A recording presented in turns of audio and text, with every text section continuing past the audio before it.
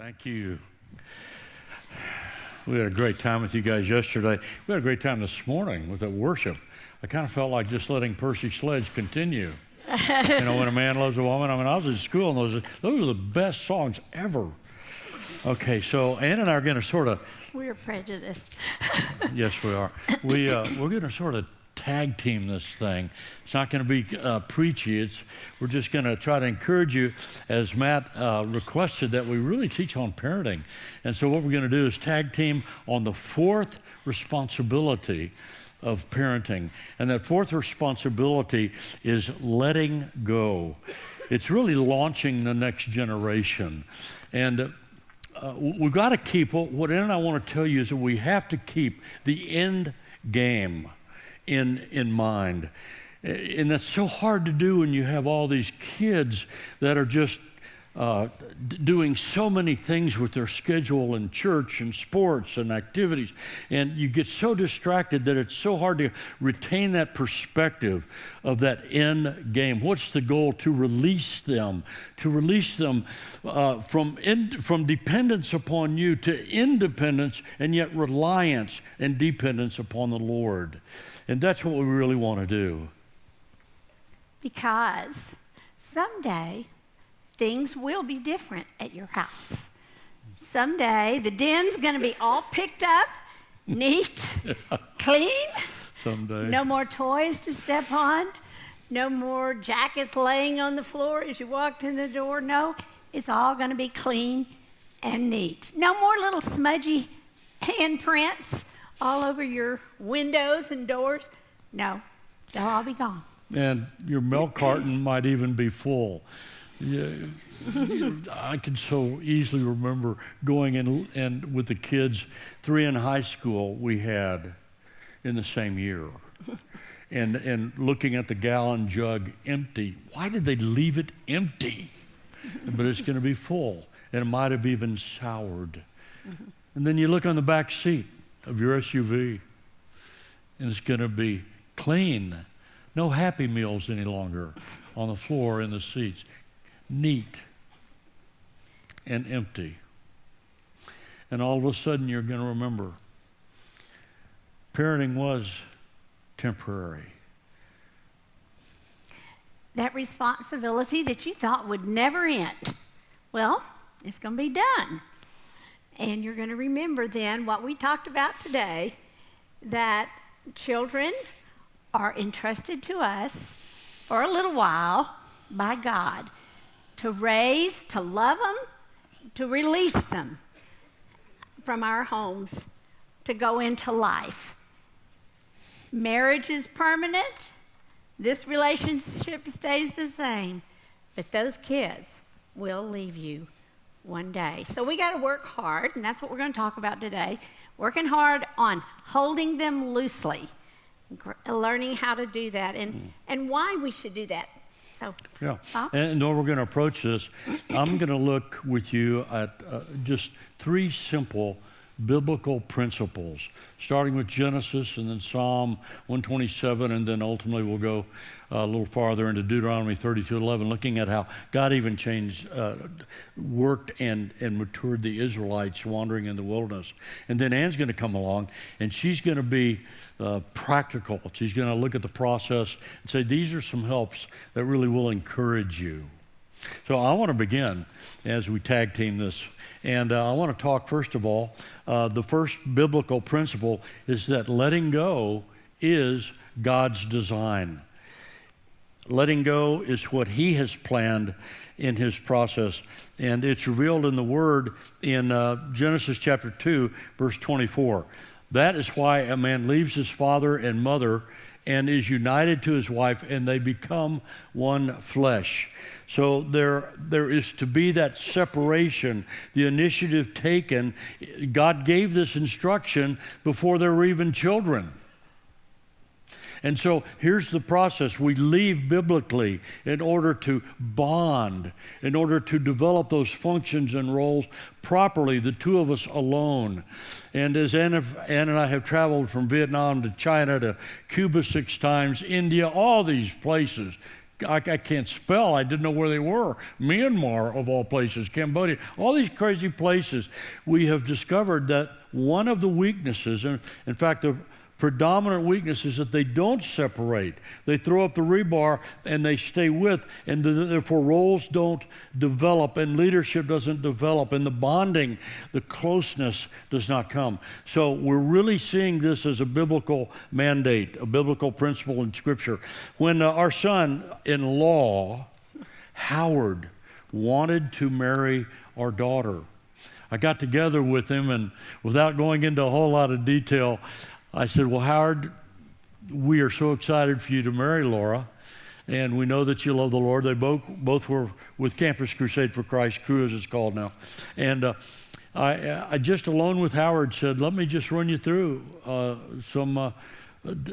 what Genesis 2:24 looks like practically. Number one, you remove yourself physically, Howard. In other words, you guys aren't going to live with us. Good idea. Okay? That means, Howard, that you find your own domicile or whatever that, where you want to reside, all right? You're going to be responsible for that. But you separate so there will be the development of the relationship apart from mom and dad. Okay, secondly, Laura, our daughter, Howard, she's not going to be looking to her mother any longer, or certainly to me, but more her mom, for that emotional encouragement, closeness, nearness, all that stuff. And she's not going to be calling all the time. That's just not going to happen. She's going to develop a friendship relationship, intimate relationship with you. You guys are going to make life work together before the Lord. And then thirdly, Howard, I really want you to get this. You have a pen and paper, Howard? You're going to leave financially. No. But, in other words, you're really responsible for this deal. You're the head, but, 1 Timothy 5:8, a man who does not provide for his own is worse than an unbeliever. Howard, we want you to know these principles. We want you to financially be responsible. And so that's what it means in Genesis 2:24, to leave and to cleave. And so we want you to be fully aware of that, and Howard was good with that. And then secondly, the second... Oh, wait. No, Liv, say hoops. Oh, thanks, hon. We also said this, to the amazement of our daughters-in-law and our son-in-law. Hear this. Howard, there are no hoops through which you must jump for Bob and Ann. Oh, just free those kids up. We may have times where we alternate years like Thanksgiving and Christmas, but you don't have to be there. We're not holding you like this. You're the Lord's now. And so we're going to hold you like this. And if you want to come back, if you want to get in that would be great. But no expectations, no hoops for us. And our kids just looked at us and said, wow, thank you. And now we can't get rid of those kids, man. No. I mean, it's phenomenal, really the fun. response. It's phenomenal, the response. Thank you for reminding me. And then the second biblical principle. Children are arrows in your quiver. They're meant to be released by you. They're really God's property. They were never us. They're just entrusted to us for about 18 years. In Psalm 127 with Solomon, especially in verses 3 and 4, give us the way that you and I should see our children. All right? So they are gifts, they're rewards, and they're arrows. Psalm 127, children, verse 3, children are a heritage or a gift from the Lord. That word means an heirloom, literally, irreplaceable, incredibly valuable. So we are to see them as that. We're to see them as a reward, a blessing, not a burden, and spend time with them. Give that sense of belonging to them. And then they're thirdly like arrows in the hands of a warrior. And children, that's what children are. And no matter how many children you have, they initially are in what we call a quiver. But the arrows are never to be left in the quiver. They're to be, as Ann and I like to think in Ephesians 2:10, directed, taken out, and shot toward a destiny, a bullseye, a target of God's own picking, selection for their lives, not yours. You are not the one to tell them what to do. God. They're His, remember? And so you are to discover and help them discern what gifts and skill sets He's entrusted to them. And what a joy that is. As we get in bed and pray with them and stuff like that, we would talk about, I can't wait to see all that God's going to do with your life. Ephesians 2:10 goes something like this. You are God's workmanship, created in Christ Jesus for good works, which He has prepared before the foundation of the world that you might walk in them. And we would tell our kids, we can't wait to see all that God has in store for your life. He's going to have such an impact through you, Laura, through you, Reed, through you, Stephen. Oh, it's going to be great. So the principle, arrows are made to be released. And then the third. Oh, one thing, made to be released by the parents. And it's such a way to bless your children as they go off to college, that you are saying, it's okay.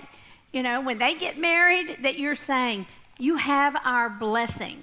That is a way that you intentionally release them. Yeah, thanks, son. All right, and then thirdly, let them learn to fly.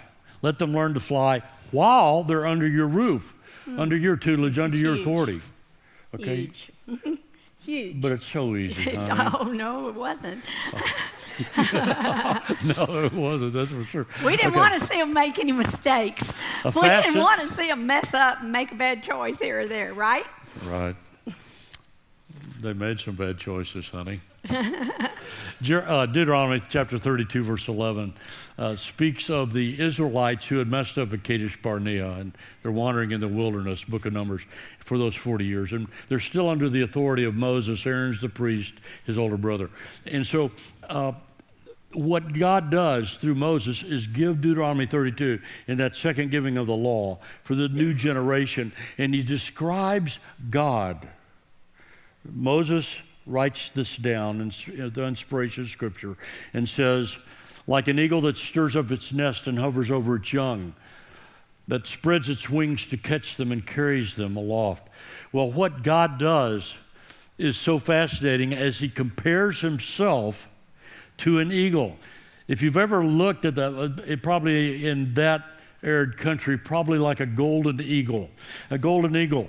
They nest higher than any other bird. If you've ever been to a place like Colorado and you've seen that the eagle nests higher than any other flying creature of God's kingdom.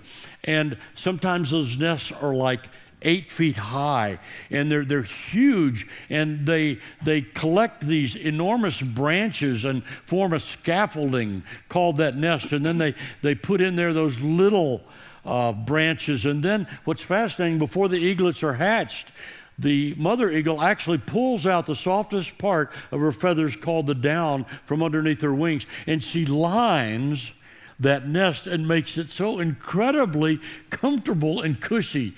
The little dudes are that's what we say in Texas. The eaglets are hatched, okay? And it's just so soft and warm, and life just isn't. This has got to be heaven on earth, they say to themselves.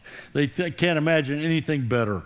And mom and dad are constantly bringing them these Epicurean culinary gastronomical tidbits of rare rabbit and just dropping it into the outstretched little mouths, the beaks of the little baby eaglets. And they're just thinking, this is wonderful. This is the life. Mom and Dad take care of me. But then, moving day comes. And Mom comes in with this unusual look on her face. And she begins to remove all that cushy down. Little eaglets are bumping up against branches and sticks. And it's not so comfortable any longer, God's way for the eaglet to grow up, mature, and learn to fly. We can't make it so cushy for our kids that they just want to stay forever in the nest, right? And then the mother eagle does something that almost seems mean. She bumps those little eaglets with her beak onto the edge, the brim of that huge 1,000-foot high nest. And then to the bewilderment and terror, the eaglets are terrified. She bumps them off, and they're just flapping, but they're heading down. And just before they crash and burn, for they haven't learned to fly yet, Mother Eagle, she swoops down, and she catches them on her pinions, says the Scriptures. Beautiful picture of the training process. You've got to let them learn how to fly. Well, the little eaglet thinks it's over. This is good, thanks. That's good enough. But Mother Eagle doesn't comply. She puts them back on the edge and pushes them over again till they learn to use the appendages and they learn how to fly. And that's the way we need to be with our children. We need, while they're under our roof, to learn how to fly. Can I tell you about Reed real quick? It kind of snuck up on us, our letting go of our firstborn. It did. And it kind of snuck up on me and I messed up. I'm fessing up right now. Here's what happened. Reed was about 18 and a half and at Klein High School there in Spring, suburb of Houston, and Klein has 5 high schools. And so he comes back from a youth group, trip to Enchanted Rock. Todd remembers doing this stuff. Todd was with us from 92 to 2000. Just what a joy to have that guy, to work, the privilege of working with him. So we worked with our kids, for which we're so grateful. And so they go to this place called Enchanted Rock, about 150 of them, and they bring unbelievers. And what a great way to evangelize when you have them rappelling and kind of hanging on, a little carabiner and stuff. And you say, would you like to put your trust in Jesus now? It's really a great thing. So anyway, so Reed comes back from that on a Sunday night, and he is just wiped out. In baseball terminology, stick a fork in him. I mean, he looks like, as my old pappy used to say, death eating a cracker. And so anyway, so Reed goes, at the table that night, he says, hey, I'm going to go see Julie, who's now his wonderful wife, 21 years. They've got a 17-year-old, 15-year-old. And he said, I'll see y'all. I'm going to go. I go, Reed, we think Julie's great. But man, you got a big baseball game and you're kind of giving leadership as captain. You got to be at the top of your game. You can't be dead tired tomorrow. So, Reed, would you please come back at about 8:30? He said, Dad, what are you, crazy or something? I haven't seen Julie for a few days. It's spring. I haven't seen her, and it's 6:30 now. 8:30, come on. So in a huff, he left. And Ann's going, oh my gosh, I haven't seen this before. like this before, and this is not good. Reed leaves without a plan to come back at 8:30, made it clear. And you know what my wife does? Guys, has your wife ever done this to you? She said, honey, don't you remember what we read from Dr. Ross Campbell on how to raise, how to really love your teenager? It was kind of like a book that was canonical right by our Bible, It was so important to us. And she said, don't you remember we're supposed to let him loose that senior year, and we had committed to that. Now we kind of forgotten, and we kind of forgot. I forgot. Okay, so I'm telling them to come home. You're supposed to remove curfews. You're supposed to let them learn to fly, catch them before they crash, but let them learn through some hard times, right? The process is difficult. And so I said, and how do you remember that stuff? How do you always remember that stuff? Total recall, hacks me off. So I get the book. Give me that book, Now I'm having a little clash with Ann over this thing. She gives me the book. I read it in the morning. I call her. I said, have Reed wait for me after practice tomorrow or after the game, whatever. I need to talk with him. So we get together in our sunroom. Reed's not looking at me. Have any of you parents experienced that with your kids? No eye contact? You want the eye contact. You're making it, but they're not. So I'm saying, Reed, I reread the book by Campbell, and son, I just want you to know I'm the one that caused your rebellion last night.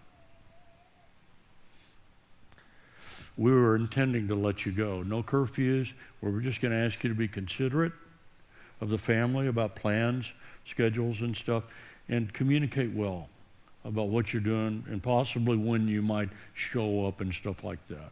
Would you please do that? So Reed, honestly, I messed up, and I just want to confess that to you. You've been a great son, and there's no reason why I shouldn't trust you. I was just trying to over-control for the baseball team's sake. So I said, Reed, would you forgive me, please? His eyes lifted off the towel, looked at me. He said, Dad, I do. Gave him a big hug. And then he said, you know, Dad, you put all that responsibility on me. And I said, I did. He said, I get it. You really want me to live right, don't you? I said, yeah, and he got it. See? You're putting it on them. It's not going to be perfect, but it's under your roof. You can help just a little bit from crashing and burning, but they're learning to fly. And what And did then, he say? one last thing just- he did. yeah. It's kind of fun.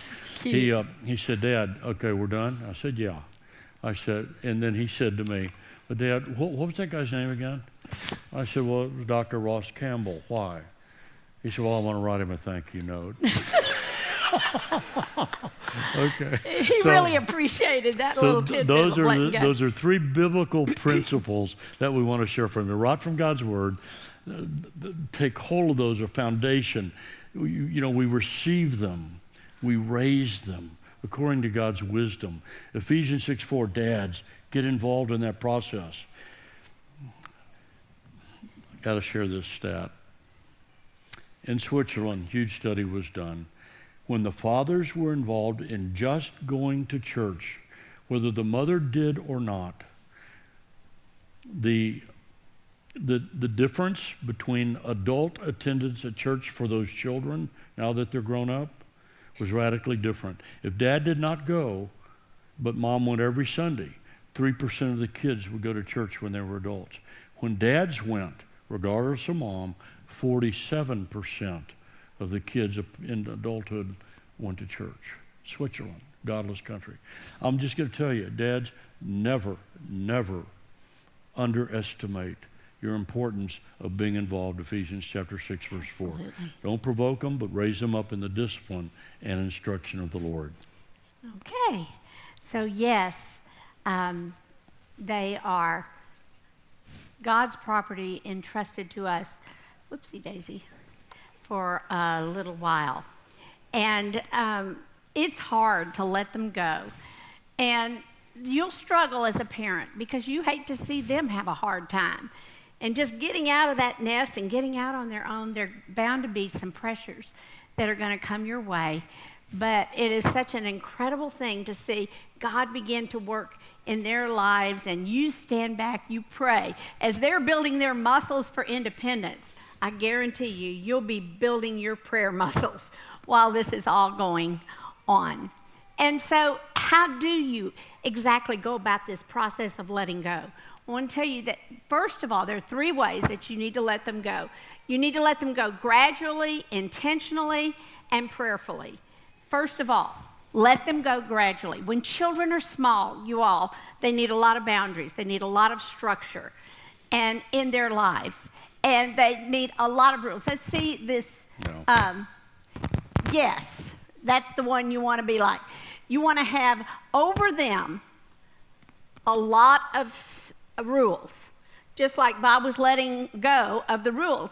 As you get older, you have fewer and fewer rules filling that box. You know, the primary way to cause rebellion in teenagers is to let them run wild when they're little, and then when they're 13, 14, 15, start slapping the rules on them like this. And if that's when you're going to have a rebellious teenager.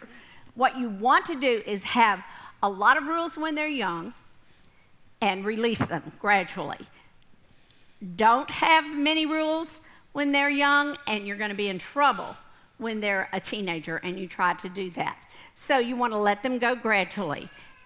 Let them make their own decisions little by little, deciding what they're going to wear to school, all of that. It's a gradual process where you let them assume more and more responsibility for themselves.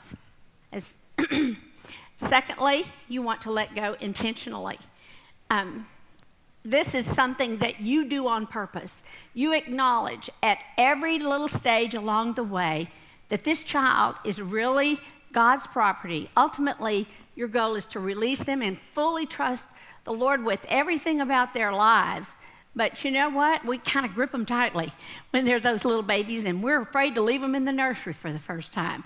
Listen, you let go intentionally and take that child to the nursery, and you say, God, I'm trusting you with my little baby while I'm away from that child where I am. When the child goes to school, You make a ceremony of it. Or the first time they go to camp and they spend the night away from home, you acknowledge it. You talk about the process that eventually, one day, they will leave you, and that is God's plan. And so when they go out to drive a car for the first time, you're on your knees, and you are praying and entrusting that child one more time to the Lord. That's the process, and that's how you do it. Now, ultimately, you're going to come to that day when they've maybe gone off to college, they've met their love, they're working out in the world, and they're going to get married. And they're going to do this very thing that Bob said, leave. They're supposed to do that. They're supposed to leave your family and go cleave to their wife. And you are going to need to do something to celebrate that time, to let that boy or that girl know that you are cutting the cord and you are fully letting them go. For me, when our firstborn son, Reed, got married, decided to get married to Julie, it was a grand time. We have adored Julie. She's just precious daughter-in-law for all these years. But I'll tell you what, when the church had that big shower for me, for her, and I was attending that shower, of course, I was thinking, I need to do something intentionally to let them know that I'm going to back off. I am not going to be right in the middle of their relationship, that they are a separate entity from Bob and Ann. Children pass through our home. We're the couple that stays together. We're the marriage. We're the home. We were a home before our children were ever given to us by the Lord. And we'll be here when they're all out of the home. They pass through. Well, this was our first one. So I wrote a little poem about letting go. And I also got a beautiful blue and white vase for our daughter-in-law for a gift for her home. And I put a blue cord, a tassel around the neck of it, and I tied it. And so she opened. Oh, and I did one more thing. I went to my kitchen, and I cut off 2 apron strings off of one of my aprons. And I folded them up and put them in a little box. And there was that box inside that vase. Yeah. And when she opened that, I'm trying to keep this back here. And when she opened that vase, sure enough, she reached, she said, this is beautiful. She reached inside, and when I said, there's something in there, she pulled out the little box, and it fell open, and out came the apron strings. And she said, Ann, what's this? And I looked at her, and I read the poem that I had written to her in front of God, country, and all of my friends. I said, I need accountability, that I really mean it, I'm letting go. And sure enough, I did. The poem went like this. These apron strings I give you from winding around my heart, entwined around my little boy, but now they're cut apart. I give them to you, Julie. Reed is yours to have and hold. I promise there are no strings attached, so your love can indeed unfold. Our firstborn gift from the Lord, well, he's leaving us with joy, cleaving only to you. He's no longer my little boy. That place of being number one, and I was his number one fan and everything he did, that place of being number one, I pass to you alone. From now on, Julie, you are his joy, his home. It's time to cut these apron strings, for a new cord of love has begun. Around you both, I'll wrap my heart. From now on, your lives are one. Well, I can say that very easily to you today, but I will say that on that day, I was bawling, and so were all my friends. And the kids don't get that. Why are you crying? You know, they didn't quite understand. Now Julie does. She's got a 17-year-old son, and she's getting ready in 1 year to release him going off to college. Well, so you want to let go intentionally. And there are some ways that you can cause failure to launch in the life of your kid. Yes. And I think it's a way that we parent them from the beginning, from the youngest ages on up. There are 3 different ways that you can parent your children that will cause what we call failure to launch. Did you ever see that movie? It's kind of funny. But anyway, failure to launch. If you, in your style of relating to your kids, if you're continually an overly responsible mom, you're the helicopter mom, she forgets her homework, or he forgets his gym clothes, and you're always rushing in to rescue and be sure that they don't get a 0, that they always do everything right, that their homework is always perfect and done and turned in. If that's the way you're parenting your child, a sweet lady came up at the end of the first service. She said, oh man, I was corrected. She said, I just went down the hallway this morning and I looked at my daughter's bed and I just had to go in there and redo it when she had made up her bed. No, listen, you got to let their work stand. You know what happens? The way a young adult feels who has had an overly responsible parent, they feel, I'm basically an incompetent. My mom doesn't think I can really handle doing anything by myself. She can always improve it. So that child will not feel respected by you. And psychologically, when they're an adult, they will avoid you. I remember this so well. I had an overly responsible dad, and I didn't want to tell him about any decisions that Bob and I were making as a young couple, what home we were going to buy, because I knew he would find something wrong with it and tell us how we shouldn't get that one. You just don't tell them anything. And I know every one of you wants a great relationship with your kids when they're grown. Don't be an overly responsible parent. Let them handle it. That's the key. That's the launch key you need to remember. There's a second way to cause failure to launch, and that's being an overprotective parent. This is the parent who doesn't let them experience any of the hardships of life, any of the challenges of going out and taking a canoe trip with a youth group. Why? Because you're afraid that something might happen. You're not right there to make sure that they're going to be safe. Now, listen, that kind of a child, he will feel resentful of you as a parent because he's going to look back and say, you never trusted me as when I was growing up. You didn't think that I could handle anything difficult or hard. And so all of these ways, you're eating away at his confidence, which is going to be a hindrance to him when he wants to move out into this world as an independent young man or young lady and make decisions and go out. The third way, which is not a good way to raise your children, and something a lot of us Christian mothers have trouble with because we love our kids so much and we're just involved with everything that they do. If they're in school, in a public school, well, we're not just the homeroom mother every year, but we're the head homeroom mother, or we're the head homeroom mother on the baseball team, or whatever. As they're growing up, we're just always involved, right in the center of their lives. I'm going to tell you, that's an unhealthy way to be, that you are the center and your child is the center and you get all of your needs met to feel important and significant just by taking care of your precious littles right here.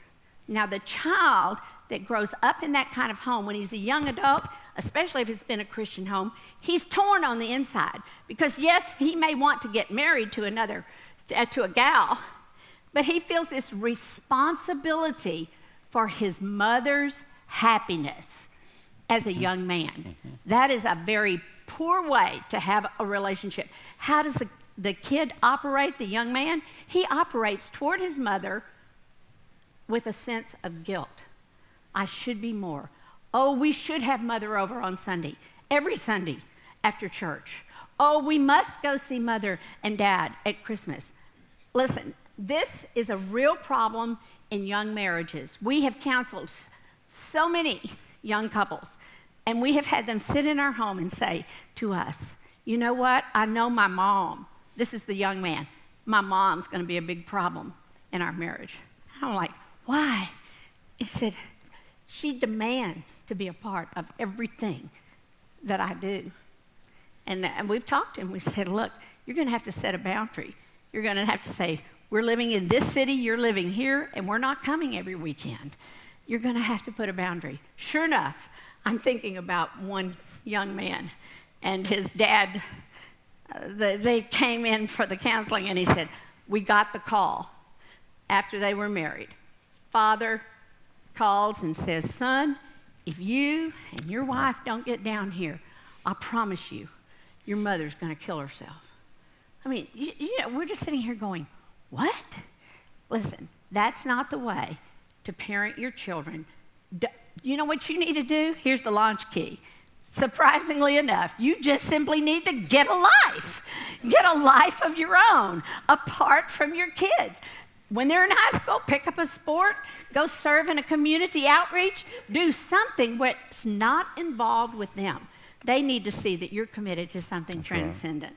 All right. Beautiful. Then lastly, you want to let go prayerfully. And really, this is the way that Hannah did it. Hannah had to let go of her little boy Samuel when he was only about 3 or 4 years old. And she took him with a bull and a load of grain and a bottle of jug of wine. And she took him back and she fulfilled her promise. She had told the Lord, if you give me a son, and this is something every one of us needs to say, I promise you, Lord, I will give him back to you all the days of his life. Every one of us needs to make that. Well, Hannah kept good on her word and her promise to the Lord, and here she comes with little Samuel, just 4 years old, and she takes him back to the priest's house. Eli, who was a rotten priest and a rotten father and had rotten sons, and she put her precious little Samuel into that rotten environment. But then she stands up in the congregation and she begins to worship the Lord in prayer. And she prays the most beautiful prayer in 1 Samuel chapter 2. She says, oh God, my horn is full. I am blessed among women. Oh God, you are great. God, you see everything that happens. God, you are the judge over all. You have all power. And she just continues on this prayer, and she is recounting the attributes of God, that he is the one who is completely able to hold this gift that she is bringing back to him, and that she trusts him. You know, it was so interesting to me when I studied that prayer. She doesn't mention a word about the rotten priest, Eli. She doesn't tell God, now you know his sons. Oh, God, protect him from those boys. They're so bad. No. She puts her complete focus on the faithfulness of God and his awesome character. And she said, if I'm putting and releasing my child, there's one place to release your child, and that is into the hands of God. And that's how we need to prayerfully release our children. Well, we did it many times all along the way, didn't we, honey? We did. You remember that day Laura got married? It was so hard. You know, you want your boys to have a wonderful and beautiful wife and all those things. You know, the men really need a woman, right? But my daughter, she's precious. I've provided for her. She's just a delight. She's a little Laura bear and all. And my thought was, it's like turning over a priceless Stradivarius to a gorilla. And it's kind of like, you touch her, I'll take you out. I'll take you. You know, so it was really hard for me. Got to marry each of the 3 kids. Can you believe that? Yeah. Give them one. But Laura was tough. Yeah, so on their wedding day, which happens to be 18 years ago today, March 4th, the only day of the year that's a command. That's how they told me I could remember it. So she was getting married at 1 o'clock. It was late in the morning. I am in the house scurrying around, getting ready for the after the party. You know, that all the relatives come to your house after everything is done and all the receptions and all of that. And they were going to come back, and then I was going to have dinner for them again on top of this. So I'm in there wrapping baked potatoes, and Bob comes wandering into the kitchen. He goes, honey, he just put his hand on around my back. He said, you got to come talk to me. I was messed up. And I said, what are you talking about? And he said, I'm just having a hard time about Laura getting married. And I'm like, what? You know, just in 2 hours. You're a little late to start being hesitant about her marrying Howard. And so we go in there, and he says, you know, I know Howard's a great guy and everything, but, and he said, we just got to get down and tell the Lord one more time that we're going to let her go. We did. We got down on our knees, started praying, and we're sitting there, and our hands are, Lord, we know and we trust you. We believe this is your plan for her life. And Lord, we just would give her back one more time to you. Sure enough, just as we're sobbing, and here comes Bud. She opens the door, and she's in her wedding gown. She goes, Mom and Dad, what are y'all doing down there? Well, it's okay. We're crying. We're letting you go one more time. It's all right if you get married. And, you know, she was like, what? So, you know, for us, it was hard. Prayerfully. It's hard. Of course it is. But you see, you do it intentionally. And you do it prayerfully. And I can just tell you that it has been such a blessing in our lives. Listen, love anything and you let it go. If it loves you back, it will come back. It will be turned. And we have a blessed relationship with each of our adult children and their mates. I cannot tell you how we are blessed so much. But God has really made this a part of our lives and our message. Listen, we believe that someday things really will be different at your house. They will. Your kids are going to leave yours just like ours did. They left us one by one. And then there was just the two of us again. You know, the reason we teach this now, even way before you have to let them go, is that it adds significance to the short time that you have with your kids. Really. It's just 18 years. And you only have a little while to influence them, to teach them, to train them, to love them. So seize the day. But you know what? We all get tired, don't we? And we think, I'll read them a story tomorrow, or I'll play baseball with them tomorrow, or I'll take her on a little date with just Daddy, but I'm just so tired today. Listen, James Dobson says this, it's the illusion of permanence, thinking I'll do it tomorrow, that causes us to live selfishly today. So we challenge you, seize today and pour your life out into your kids and get ready to let them go. That's right. And we want to encourage you, if you know that poem, The Cutting, I still get choked up over that thing. So did all of our children and their mates. And they really do use that thing in their homes and attract people, their friends. It's in the book. If you want to, make it yours. That's what we want to tell you. Yeah. Make it yours. Use it, rewrite it, however you want to do it. Give it to your kids as that intentional releasing.